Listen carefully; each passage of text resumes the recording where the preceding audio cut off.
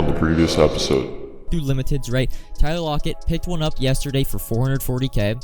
He's currently going for 635. I want to get 700k. Now Deion Jones, I picked it for 315. He's going for about 450, 440. I want to try to get 500 for him. What is up, YouTube? Welcome back to the channel, episode 68 of the No Money Spent. Sunday is a very chill day, watching a lot of football, pretty much just selling my binder, my inventory to prep for the new week, for the new investment week. But let's go through basically my auctions. I've been selling all my, we invested in 80 to 82 elites on Thursday night. Now, they didn't necessarily go up right away, but over the weekend, I've been selling them all for above basically 8,000. You see, we sell off Deion Jones for about 487k, ends up being about 130k profit. And then we also sell Tyler Lockett for 697. We got what we wanted for both those limited, so both great investments. Lockett went from 440 to 697. I think that ends up being about 140k profit for him.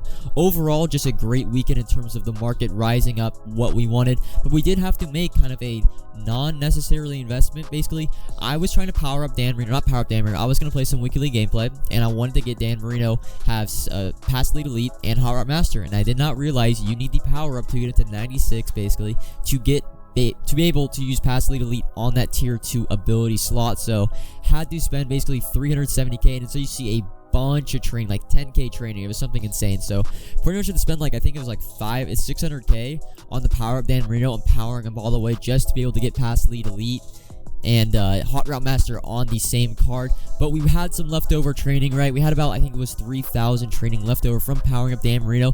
This was really late at night, probably around 10 o'clock Pacific Standard Time, my time. I was getting ready to play a couple weekly games, list some cards, and be off for the night. So I decided to rip my last 3k. It was either I could pull one heavyweight or I could pull about 10 of these rerolls. Now, at the time, JJ Watt and Travis Kelce were just in packs, and you're going to see on the I'm talking about the last pack. I've not pulled a reroll since. On the last pack, about 220 rerolls deep, we see the lightning, you see the card light up, and we get our first limited. My first limited pull. Now, I've been playing MUT since Madden 12, right? Madden 12 Ultimate was my first Ultimate team, my favorite Ultimate team.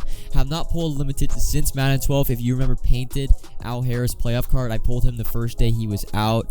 I have not pulled a limited since, although I don't really open packs. I haven't really spent money on Madden for packs for a couple of years, so it was really cool pulling that limited time card. Now, hopping into our investments, Travis Kelce already at about 340k. He's been 350 all day. JJ Watt's that 300, 310. He's been about 320, 330 all day. So those investments are looking really good. I also picked up another JJ Watt for 279.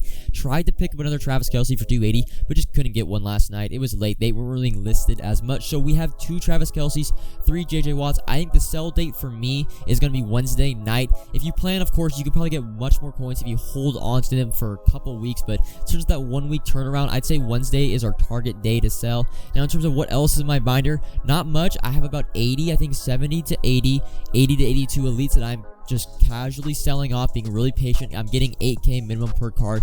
Bought them all for about 6.7k or under, so we're looking good. The coin total is at 9.2. I think I'm going to be up about 12 mil, little under 12 mil, I think is the coin count. And then another investment, you see Will Fuller, remember we bought for 750k Wednesday night.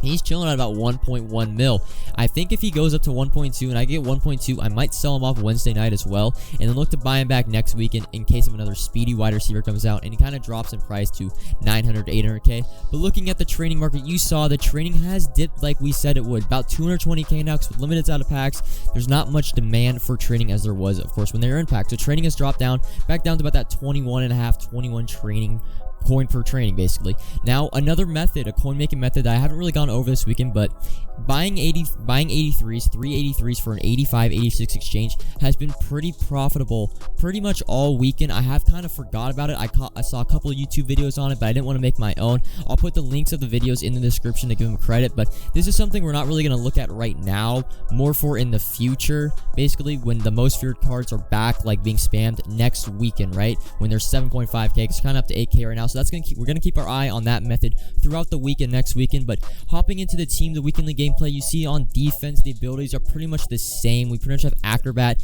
and Midzone KO, all 14 of our APUs. And on offense, we're testing out, of course, Pass Lead Elite, Hot Route Master, and then I could take off what's it called? The Route Apprentice or Slot Apprentice on Andre Rison, and I don't really know what, I don't remember. I think it's because I was running 4 Gunslinger and I need 5 AP for Dan Marino. I'm pretty sure I just took off that Slot Apprentice, put it on Dan Marino, and that ends up being our 14 out of 14 AP. Now, in terms of Weekend League, what I'm doing, I've started out 5-0, and then actually in my 6th game, right, I didn't mean to actually go into another game. I'd show you the clip, but I don't really think it's worth it. But I was pretty much, it was tied 13-13 at half. It was pretty late. I think it was like 1:30 in the morning my time. I really needed to edit and make my thumbnail for the next day, so I ended up just quitting pretty much at half.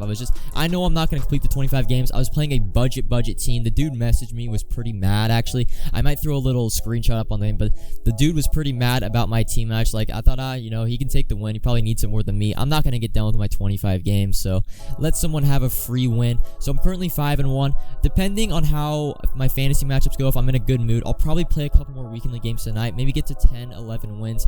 I'm just not really motivated to play Weekend League. Basically, after the first weekend, or not the first weekend, if you remember the first week of October, Madden basically said the first week of October is going to count for September's monthly reward. So I'm like, okay, I don't have to play this. Like, that was the first week where I really didn't play Weekend League. Like, I don't have to play Weekend League this week because this week does not count towards the next week. I was planning on trying to go for top 100 monthly, but then, of course, they say Craylow on Good Morning Madden, oh, we made a mistake, right? This does count for October monthly. So I'm like, like, shit. Like, I'm screwed. Basically, I can only really get Legend top 100 monthly. So that kind of has, like, demotivated me in terms of Weekend League. But next month, I'm really going to be hard. I'm probably going to be playing 25 games again every week starting. I think it's like 2 to 3 weeks after Most Feared. But hopping into the gameplay, you see we started down 7-0. Our opponent drove down with pretty much ease, and then we get the ball back. Dan Marino on that 4th down, a little delay flight.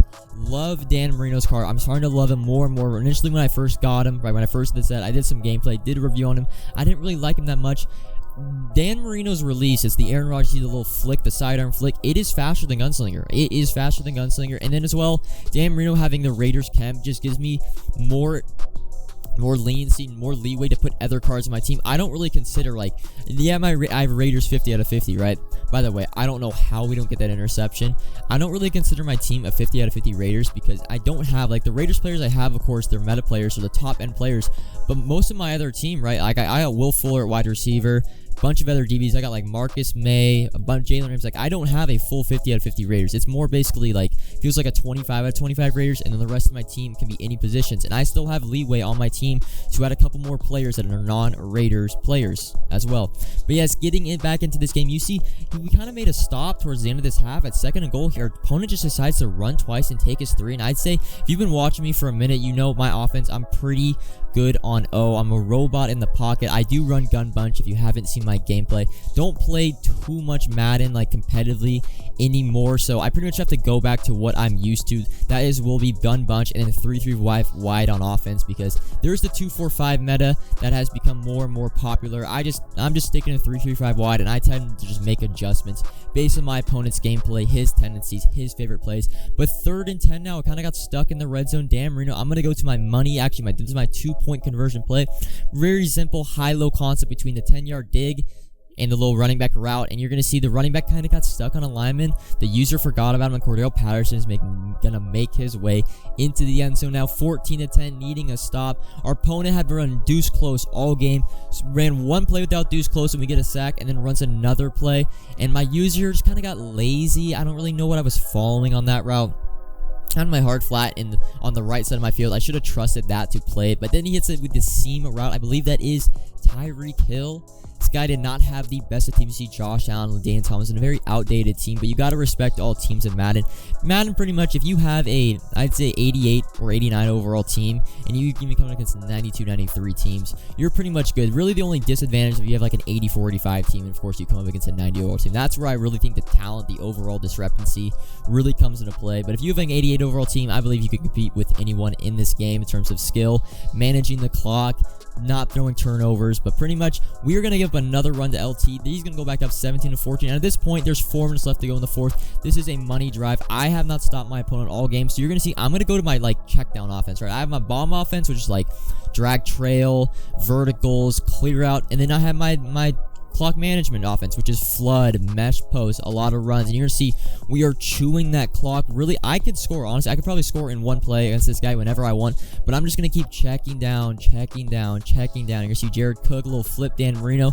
We're actually gonna take it down to 3rd and 1. We're gonna get the first down on the next play on a little flat route, brings it to 1st and 10. Now 19 seconds left, a little bad clock management. I probably could have taken a timeout, but we're gonna hit the backside dig. Sorry if you hear my dogs in the background. I do have my window open. I don't know if y'all would hear them, but 17 to 14, 13 seconds left. We pretty much have 2 or 3 plays to get in the end zone, seal this game. We go back to our 2-point conversion play, and again, our running back gets tackled, flattened by our left guard. I roll out right, and a little no-look Dan Marino to Jared Cook is going to seal this game. Dan Marino on his debut weekend, our first really competitive game with Dan Marino. A money drive from Dirty Dan is going to get us the win. We're going to seal it with a Divine Diablo, of course, my favorite user in the game, but he might be on the way out, right? Ronnie Lott in the game. Cam Chancellor, I could put maybe more Cam Chancellor in the box. He might be my user. I don't know if Divine Diablo is on its way out. That's going to be really hard to see. Let him go. But that's going to be all for this episode, this gameplay. Huge day tomorrow. My Market Monday video is going to be really detailed. Probably 15 minutes long. No money spent tomorrow.